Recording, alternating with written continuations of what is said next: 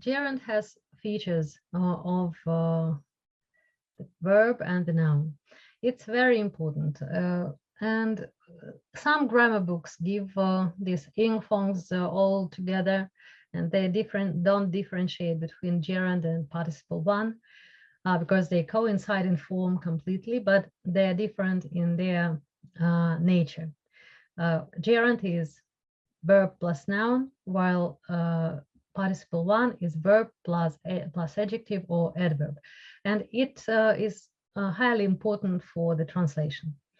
So I would like to remind that there are 4 forms of gerund, not one. Yes, and it's like missing, having missed, being missed, having been missed.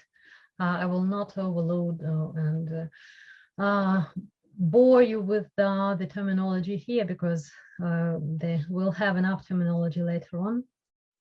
So we should keep in mind that there are 4 forms of the gerund. We must translate it somehow into Ukrainian.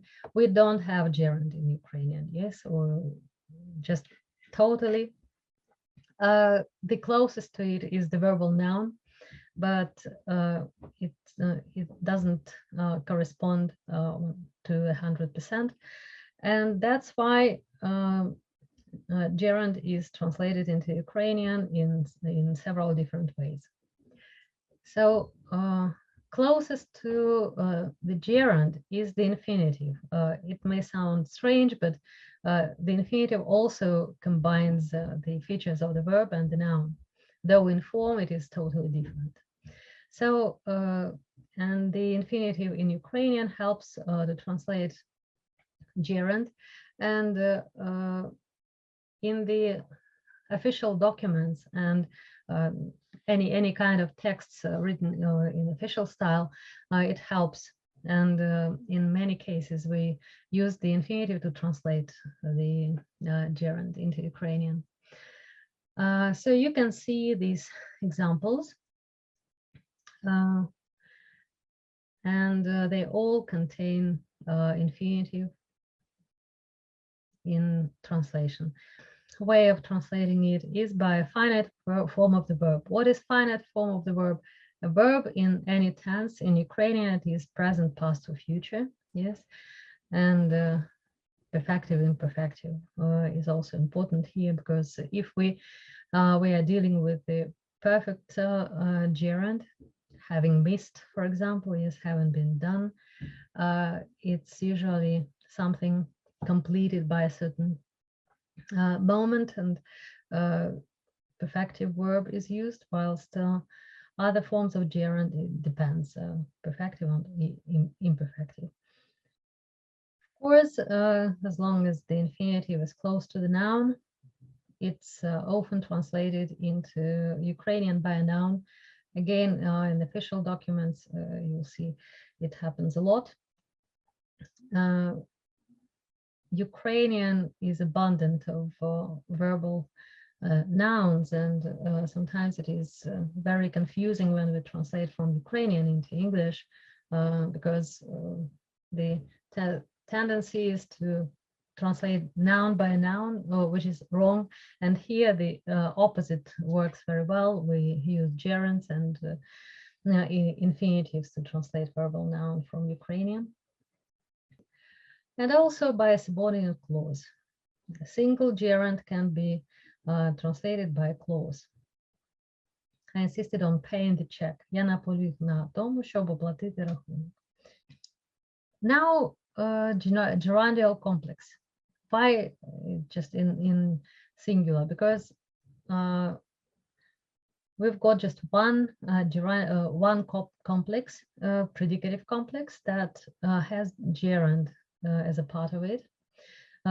We'll talk later about in complexes with the infinitive, with participles, and you'll see there are, or you may remember that there are more than 1, 3, 4 complexes. But with gerund, on the one hand, it is easier because just one, but on the other, it is more difficult because it performs different functions in the sentence, and in accordance with that, the translation may differ.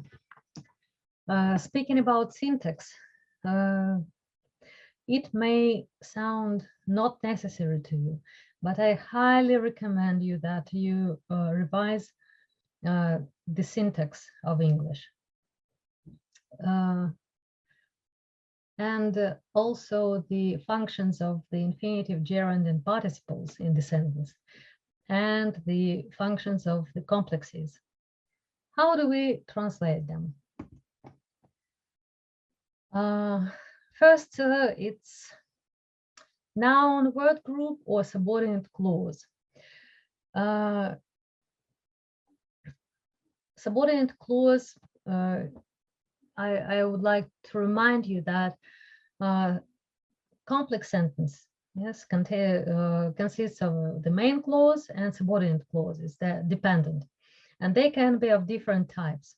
And usually, the choice of translation depends greatly on the function this complex performs in the sentence. Like in the sentence, Tom's coming was a blessing. Tom's coming is the subject of the sentence. So in translation, we'll have something which substitutes the subject or performs the functions of the subject. For example, Томів приїзд. It will be the subject of the sentence, namely приїзд. Був великою розрадою. Те, що приїздив Том. Що приїздив Том it's the nominative subordinate clause.